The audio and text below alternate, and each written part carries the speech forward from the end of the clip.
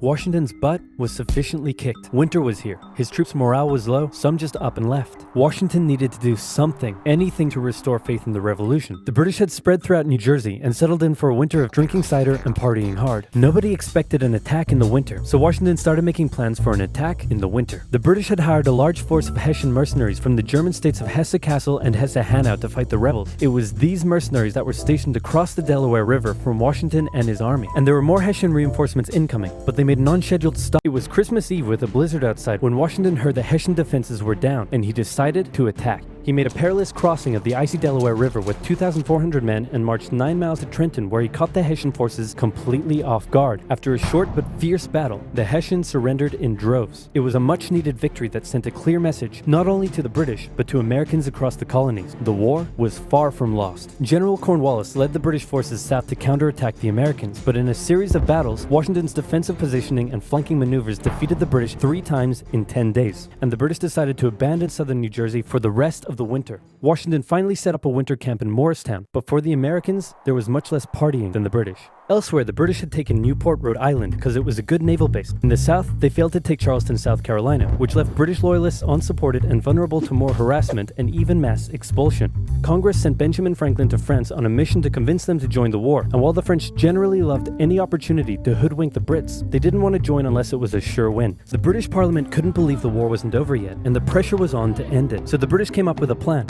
General Burgoyne in Montreal and General William Howe in New York would advance through the Hudson Valley and meet in the middle, splitting the colonies in two, and thus screwing over the American communication lines. Burgoyne began his movement south, and after taking Fort Ticonderoga quite easily, he then came across heavy American resistance, so he sent Howe a dingle-dongle asking if he'd be showing up anytime soon. Meanwhile, Howe had completely abandoned the plan and gone for all-out personal glory by capturing the American capital, Philadelphia. He defeated Washington and his army at Brandywine Creek by using the old hit him with a decoy and flank him from behind tactic, and Philadelphia was now in British hands, forcing Congress to escape to York. But Burgoyne was left on his own to face the ever-increasing American force in Saratoga. American General Horatio Gates teamed up with our old friend Benedict Arnold to deal one final blow to Burgoyne's army. Arnold wanted to take the fight to the British, but Gates wanted to wait for the British to come to them. After a heated debate, Gates, the senior officer, told Arnold to go to his room, but Arnold defied his orders, and at the Battle of Bemis Heights, he charged at the British and obliterated them. Great job, Horatio. By the way, what happened to that other guy who was in Saratoga? Who? Benedict Arnold. Never heard of him. Ouch. Hey, George, didn't I do a great job? Taking Philadelphia and all?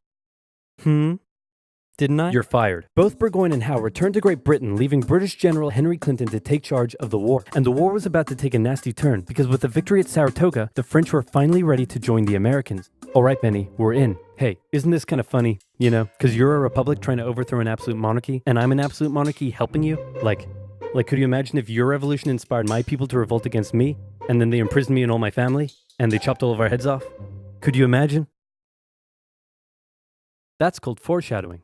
For now in America, winter was here once again, which meant yet more disease, more starvation, and even a little mutiny. After losing Philadelphia, Washington's job was again on the line, but suddenly, a Prussian guy with a very fancy name, hired by Benjamin Franklin, showed up out of nowhere and said, "Hey, I'm here to give your men a European military training." And train them he did. They learned how to shoot accurately, how to march in formation, where to poop and where not to, and strict punishments were handed out to any who didn't comply. Washington's army came out of the winter in 1778 a new and improved force, ready to take Philadelphia back from the British. In the end, though, they didn't have to. With the French entry into the war, the British ordered General Clinton to evacuate Philadelphia and consolidate all of the British forces in New York. So Washington sent Benedict Arnold to reoccupy and secure the city as he pursued the British through New Jersey on land, eventually finding a good opportunity to attack at Monmouth Courthouse. The battle took place on a sweltering hot summer's day, and as many soldiers died from heat stroke as they did from battle. In the end, after some incompetence/borderline treason from Washington's second in command, it was a draw. And in this war, a draw is kind of a victory for the Americans.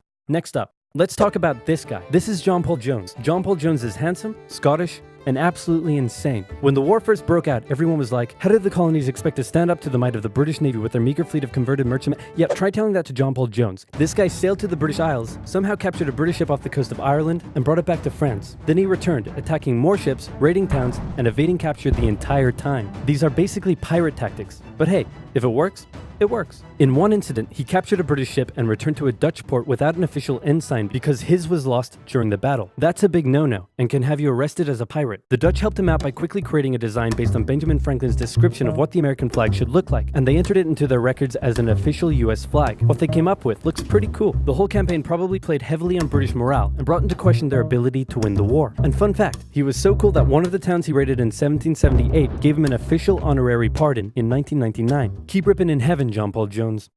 You're an angel now. What the Continental Navy was lacking in resources, though, the French entry into the war made up for. The French began with naval skirmishes in the English Channel, and they sent a large fleet to America, although it sustained a lot of damage in a storm off Rhode Island. The Americans were hoping for a bigger commitment from the French, so John Adams went to France to help Benjamin Franklin continue negotiations. But the Americans would get some more help. The Dutch provided aid, although they never formed an official alliance. More significantly, though, the Spanish, who had already been providing aid, officially joined the war in June 1779. They would provide support in the Midwest and the Gulf Coast, campaigns that heavily impacted the Native American tribes in those areas. Both sides actually enlisted the help of Native American tribes throughout the war, sometimes even pitting those tribes against each other. In the summer of 1779, after a series of raids against the Americans by the Iroquois, Washington organized an expedition that burned down more than 40 villages, forcing the tribes to relocate to Canada for British protection. And another group that shouldn't go unmentioned were African Americans, both free and enslaved.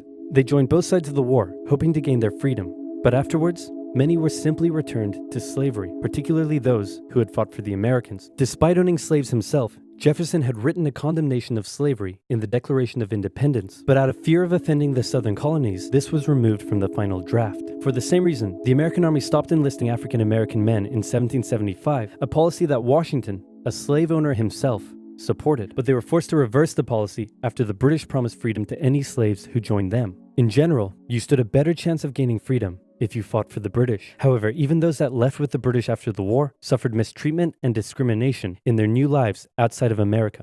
Our good friend Benedict Arnold is now in charge of Philadelphia, having a good time, partying down with, and even marrying a member of the Philadelphia elite. The same elite that had partied down with the British when they controlled the city. And suddenly, the people of Philadelphia, including the state governor, started accusing Arnold of having pro-British sentiments. To keep the people happy, Washington wrote a letter rebuking Arnold, calling his conduct imprudent and improper, and that was too many ouchies for Benedict Arnold to handle. He asked Washington to put him in charge of the fort at West Point. Then he contacted the British, offering to hand the plans of the fort over to them and join their side. Our good friend Benedict Arnold is our good friend no more. Luckily, the treasonous plans were discovered on a captured British officer, but Arnold managed to escape before he was arrested.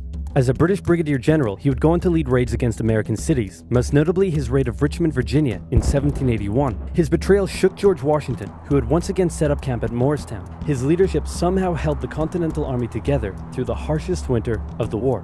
We're entering 1780, and Parliament was hopping mad that the war still wasn't over. The British debt was soaring, and despite taking parts of Massachusetts in late 1779, the North was in a stalemate, so the British decided to make a major shift in strategy to the South, an economically rich area with a higher level of support for the British, or so the British thought. A year earlier, they had captured the underdefended city of Savannah, Georgia easily, and a joint American-French counter-siege failed.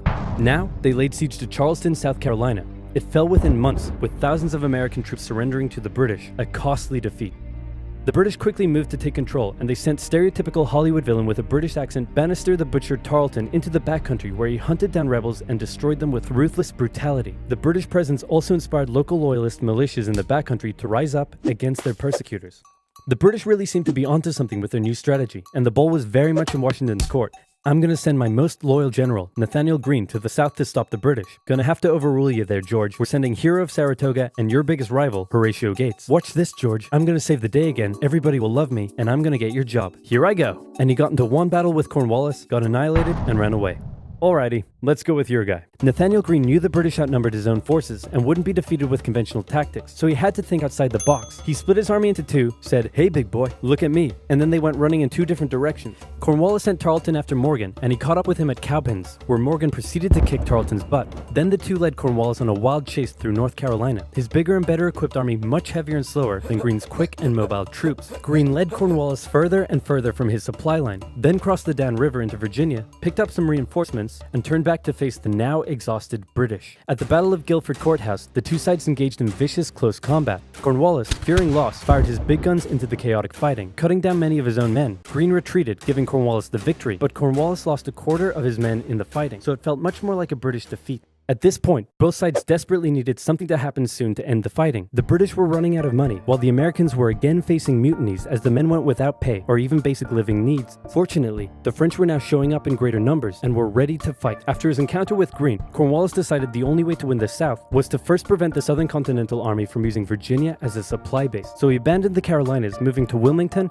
and on to Yorktown, a position the British believed would be easy to supply and support. On his march to Yorktown, he raided many farms, stealing horses and supplies from the locals, but also freeing thousands of slaves, many of whom joined him. The French saw Cornwallis's new position as an opportunity to land a decisive blow on the British. Washington wanted to attack Clinton in New York, but the French said it was a really dumb idea. And to be fair, it was. Instead, Washington sent out fake dispatches to make it look like they would attack Clinton, but secretly their combined force marched all the way down to Virginia. A large French fleet under the command of Comte de Grasse arrived and successfully cleared the British Navy out of the Chesapeake Bay. The combined land and naval forces then laid siege to Cornwallis's army in Yorktown.